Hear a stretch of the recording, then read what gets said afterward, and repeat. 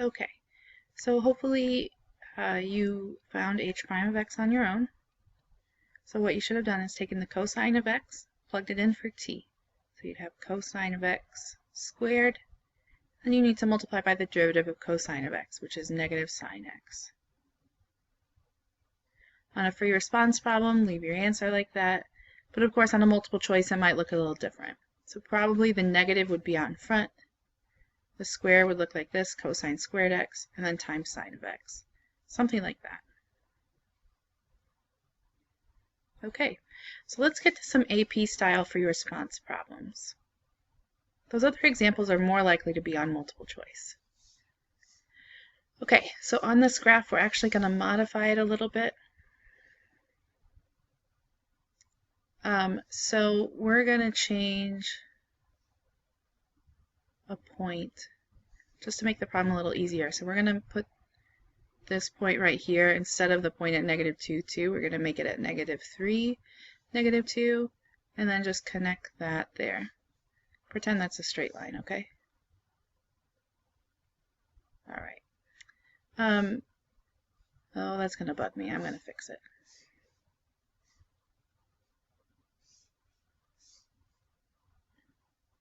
I'm going to try anyway. Oh, that's better. Okay. So that's just going to make our answers a little nicer. So again, we're given an equation g of x, which is an integral from negative 1 to x of f of t dt. This is our graph f of t here. So we want to find some certain values of g.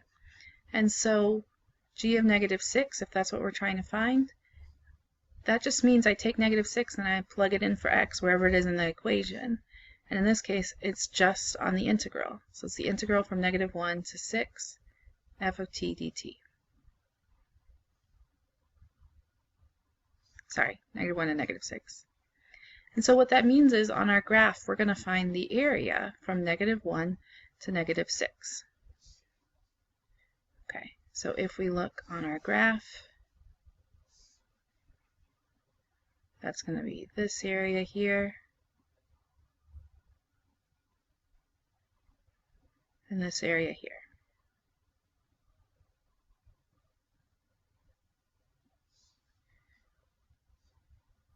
All right. Make that a little thicker. So this is a triangle here, base 2, height 4, so the area would be 4, 1/2 base times height. You can either do a trapezoid here or a triangle and a square. So this square has area 4, and this triangle has area 1. Okay, so you might put that together and say, okay, well that's going to be 4 minus 1 plus 4, so 4 minus 5. However, you should notice that this is from negative 1 to negative 6. And so when you look at that, it actually goes from right to left. And so when we do that, we want to make sure to take the opposite of that. So what we really want to do is have the negative integral from negative 6 to negative 1. So you usually want your smallest value on the bottom, and so in that case that would be negative 6. And if it's not there, then you want to make sure to do the opposite integral. So in this case we have negative of negative 1, which is just positive 1. Okay, let's do the same thing for g of 6. So g of 6 means we find the integral from negative 1 to 6 of f of t dt.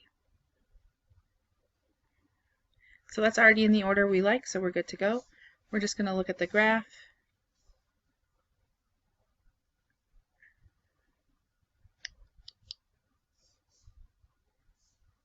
Oh, I guess it won't let me change my highlighter colors, but that's okay. So we're going to look from negative 1 to 6. So this area here, and then just half of this circle here. Half of the circle.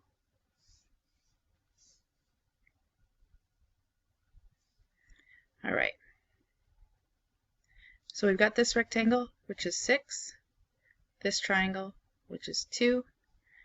This is a half of a circle, and the radius is 2. You'll notice the radius there or here of 2. So the whole area would be 4 pi, so 1/4 of it would just be pi. Alright, so notice this 8 of that trapezoid is underneath the x-axis, so it's -8, and then plus the pi.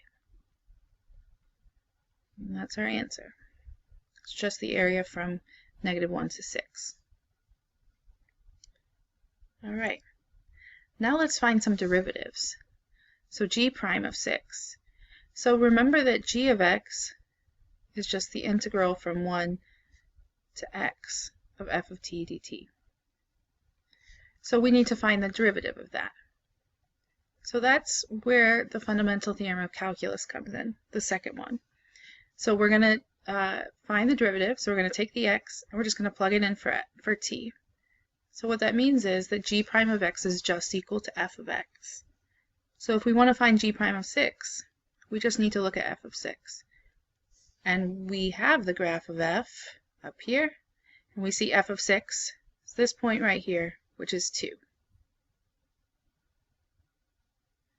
So g prime of 6, which is f of 6, is just 2.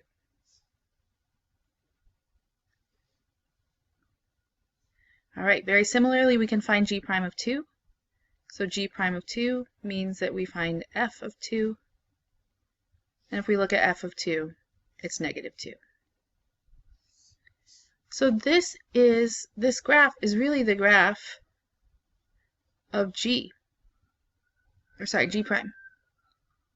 So this goes back to the same type of problems we had in Unit 3, where I'd give you the graph of the derivative and then ask you questions about the function that wasn't actually graphed there. So this is the same type of questions. Alright, now number 5 asks for g double prime of 2. So we already said that g prime of x is equal to f of x. So if we want to find g double prime of x, we need to just take the derivative again. And that means this derivative is f prime of x. Now we don't know the graph of f prime of x or the equation, but we do know that f prime of x is the slope of f of x. So if we want to find g double prime of 2, which would be f prime of 2, we need to look at the slope of the graph at x equals 2. So that's this point right here. So what is the slope of that point? So the slope of that point is actually undefined because it's at a corner. So that means that f is not differentiable there. So that's undefined since f has a corner at x equals 2. So it is not differentiable.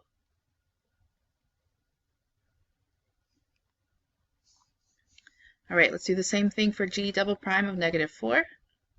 So g double prime of -4 means we find f prime of -4. So we need to find the slope of the graph at -4. So that's this point right here. So what you'll notice is that is on a straight line, or a semi-straight line just for my drawing. But when your graph is just a straight line, you should use the slope formula. So change in y, we're changing x. You can use the point -4, 0, but usually it's easiest to just use your endpoints. So like this point here is -6, 4, and this point here is -3, -2. So we can just use those points to find our slope. So change in y, 4 minus -2, over change in x. So -6 minus -3. So that gives us 6 over -3, or -2. You could have also just counted the slope, like rise over run, and that could have given you the answer too. It does say give a reason for your answer, so let's justify. We can say since the slope of f at -4 is -2. Okay, so you might see an FRQ like that on the AP test. Let's try another example. Okay, so notice this is the same type of problem. We have this f of x. which is the integral from 3 to x of f of t dt. And so this is actually called an accumulation function when you have a variable on your integral like that. All right, so we have this graph of f of x. We're not going to make any changes. Sorry, this is little f of t or f of x if you want to use x's. It doesn't really make a difference. So we want to complete the table for these values. So we want to find f of 2. And so we need to plug in 2 for x on our integral.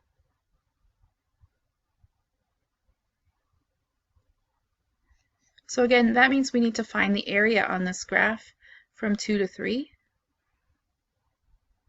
So you can either do that by using area formulas or by counting. So that's 4. This is a triangle with area 1, so that's going to be 5. But you'll also notice that this says 3 to 2 instead of 2 to 3. So you have to make sure that you put that as negative 5. But then it's also below the x-axis, so oh no, it's actually positive 5.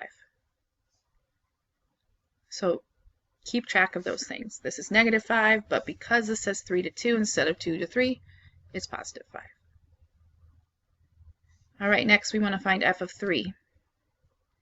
So that means the integral from 3 to 3.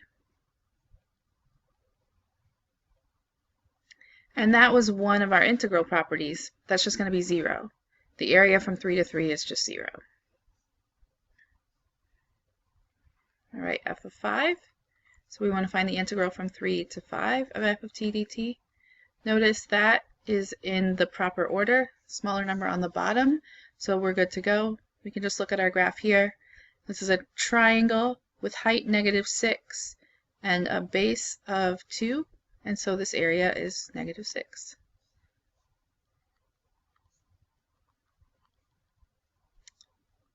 Okay, now we're going to find f of 6. And that means we find the integral from 3 to 6 of f of t dt. And so we also need to add on this area right here. So we already knew that this part was -6 below the x-axis. We need to add the part above, and that is 1.5. So that gives us -4.5. Last but not least, f of 9 is the integral from 3 to 9, f of t dt. So we need to add on this area here. You can either split this and do a trapezoid and a rectangle, or make a big trapezoid, or you can make some rectangles and triangles. So this is 3. This is another 12, so 6 by 2. And this is another 1.5. Another triangle just like before. So what we're going to have is -6 below the x-axis, 18 above. And so we get positive 12. So those are our different values for f of x, big F of x, our accumulation function. So we call this an accumulation function because as we increase our x, we accumulate area on the graph. So we add area each time. Okay, so the next question asks about little f of t. So it says, on what intervals is f of t positive? So remember that that means this graph over here. F of t is, where is f of t positive? So that is going to be from here to here. That's where this graph is positive. It really is just saying, where is it above the x-axis? When we write our answer, we can say f of t is positive on, so we don't include the 5 because it's 0 there, all the way to 10. Notice there's a filled in point at 10, so we actually want to use a bracket there. It's above the x-axis. And so we're going to say since f is above the x-axis. That's our justification.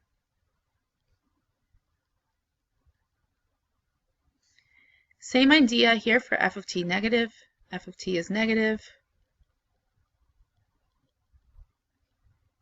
on the interval from 0 to 5.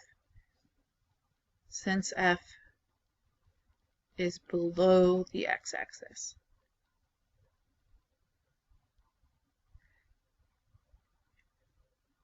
Okay, let's answer some questions about big F now.